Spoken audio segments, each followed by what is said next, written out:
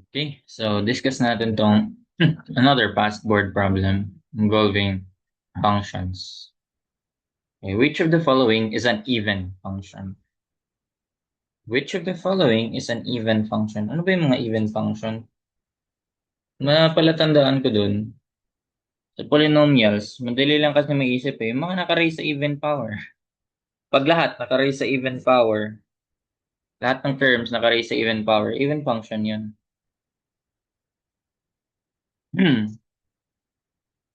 For example, ito, x squared, yan, x squared, x to the fourth, x to the sixth.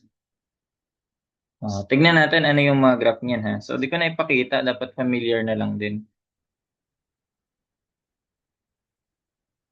Dito na lang. Gamit tayo Desmos.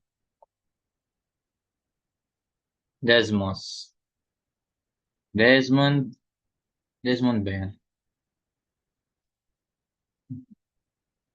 Desmond says Molly. Ano yung una na? Anyway, so y is equal to x squared. Ayan, o, parabola. O. Ano naisip nyo? Pag ganyan yung function, yan yung even. Even function yan. Anong napapansin nyo?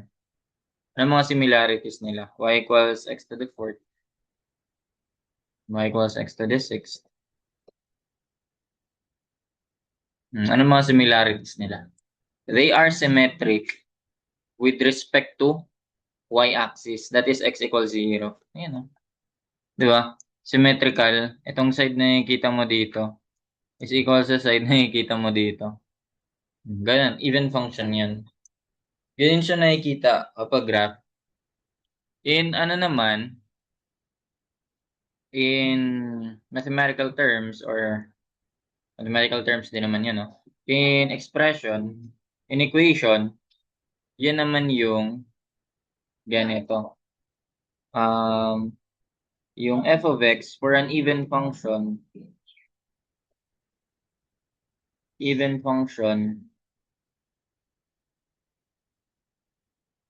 f of x, even, no, is equal sa f of negative x. Paano yun? For example, if yung f of x mo is, f of x mo is x squared, yung x, papalitan mo lang ng negative x squared, o equal lang yun sa x squared. Equal siya sa original, di ba? Baga, f of x. So, ang f of negative x pala, nakalimutan ko ilagay. So, equal lang din siya sa original. Ang f of negative x mo is simply equal lang sa f of x. Yan, even function yan. So, ano tong nauna? F of x equals f of x. Yan ay even yan, pero in general, syempre, obvious naman kasi yan. And ang equality property niyan is what we call yung reflexive property. Ibig sabihin, something, number man yan, variable, expression, is equal to itself. Yan, by reflexive property. Ganon. Ganyan lang, simple. Sa even function. Ang add function naman, masabi mo naman na add yung function if ang f of negative x, okay, is equal sa negative na nung f of x. Pagpalit ko pala to ng paglagay. Pag nag-substitute ka ng negative of f of x, negative x, yan, mag-equal lang yan sila. Ito lang pala tandaan, pag pinalitan mo yung x ng negative x, pag ang sagot niya ay yung original pa rin, f of x, so even yun. Pero pag pinalitan mo, nag-negative lang siya ng original, add naman yun. Pag wala dyan sa dalawa, neither yun. For example ng add function, pinakasimple. X cube. Kasi add nga siya, di ba? Ito yung palatandaan ko eh. Nag-work din naman. Pero paano kapag nag-trigonometry ka na, cosine, sine? Doon lang. Kaya applicable do pag polynomials. So, f of negative x is simply negative x cube. O ano yan? Negative x times negative x positive x squared, di ba? Times negative x. So, magiging negative x cube siya. And yun yung f of negative x. And that is negative nung original f of x. Ganun. Yun na naman yung odd. Yun lang simple. Now, paano pag trigonometry na? Ibig sabihin, ito pala ay odd to. Ayan, no? F of negative x. Ay, wait lang. O, pares. Wait nga. Hindi pala.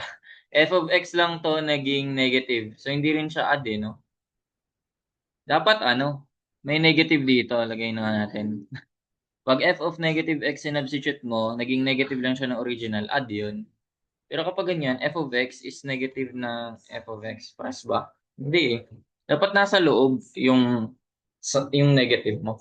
Pero sige, adjust natin. Tayo mag-adjust para lagyan natin na sabihin natin add to. F of negative x yan, is equal to negative ng original. So, add function. Nag-adjust na lang na. Pero ganyan, pag ganyan yung choices. So, ang even function is ganito mapapalabas mo. So, you're left with ano na lang, cosine x or sin x. If you're familiar na sa ano niyan, ano tawag diyan? Additive, evenity. Ano nga? Alam ko may term yun eh. A type of function? Hindi. Sige. Kalimutan ko yung term. Anong klase yung sin function tsaka cosine function? So, is it odd or even? If you're familiar na, edi maganda. So, paano kung hindi? Ito na lang. Di ba nabanggit ko kanina? Balik na lang tayo, mag-Desmos tayo. Nabanggit ko kanina na ito yung palatandaan pag symmetric about y-axis, no? Yan yung even function. Now, alin doon yung even function? Y equals cos x o y equals sin x? Ayan. Kita mo na. Ito yun, no? Yung black. Symmetric dito at dito. Ano yung black? Yun yung cosine x. So if you're familiar na, cosine x is an even function. While ang sin x, odd function naman yan. Bakit naman? Ano naman pala tandaan natin sa mga odd function? Sige, basta alam mo na cosine x na. Tanggalin ko yung cosine x na. Tanggalin ko na rin to. May example ng odd function, x cubed. Tignan mo, ano naman similarities nila? Ano similarities nila? X to the fifth. Anong similarities nila? So, they are symmetric naman with respect to y as to origin. Kumbaga mirror nila ang isa't isa. Ito, example din ito. Pinakamadali pala. Ito pa rin pinakamadali, no? Hindi ko naisip yan kanina. Ayan, yung straight line, y equals x. Ayan. So, symmetric siya.